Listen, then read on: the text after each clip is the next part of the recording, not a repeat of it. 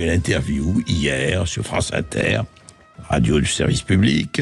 On a interviewé la PDG, la présidente directrice générale de France Télévisions, Delphine Ernotte, autre effectivement phare du service public. Alors on lui parlait de l'interdiction de la chaîne C8, vous savez, qui va être retirée de la TNT, et la journaliste lui demandait ce qu'elle en pensait. Écoutez. Moi, c'était assez clair. Non, mais les réseaux sociaux. Moi, je comprends la décision de l'Arcom. Hein. Franchement, quand vous passez votre temps à griller un feu rouge, à la fin, on vous vire votre permis. Bon, bah voilà. Et donc, j'ai pas de débat là-dessus. Néanmoins, et je partage pas ce qui se dit sur l'antenne de Cyril Hanouna. Je l'ai dit aussi. Après, donc, l'homme a du talent, c'est vrai aussi. Et voilà. Il a sa place dans le service public. Je vous repose la question. Alors vraiment, la question se pose pas. Très bien. Ah, c'est vrai. Rire, c'est vrai que tout ça est quand même...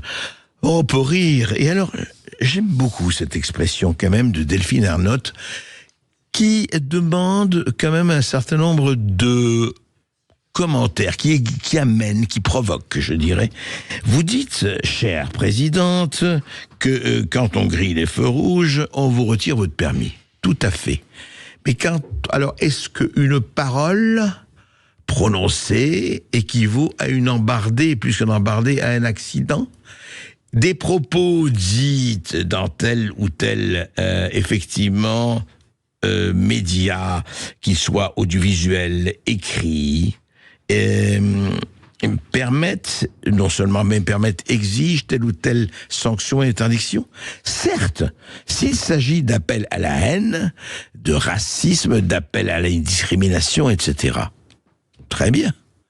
Mais dites-moi qui décide de quoi, en l'occurrence. Qui décide de quoi?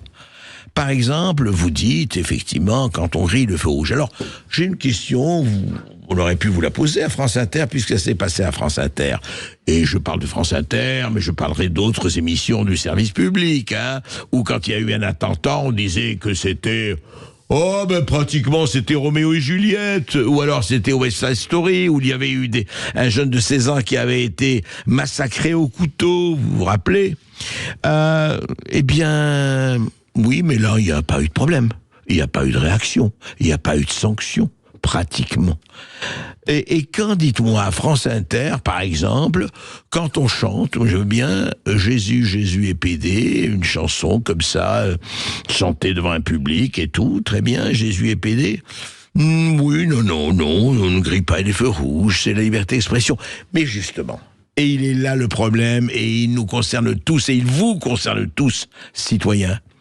Qui décide de quoi? Qui décide que là, telle ou telle chaîne, tel ou tel organe a franchi les limites et doit être sanctionné? Et ça va jusqu'à l'interdiction, parce que interdire la chaîne TNT, c'est une interdiction. Qui choisit quoi? Surtout quand on est service public, donc payé par le contribuable, payé par nous.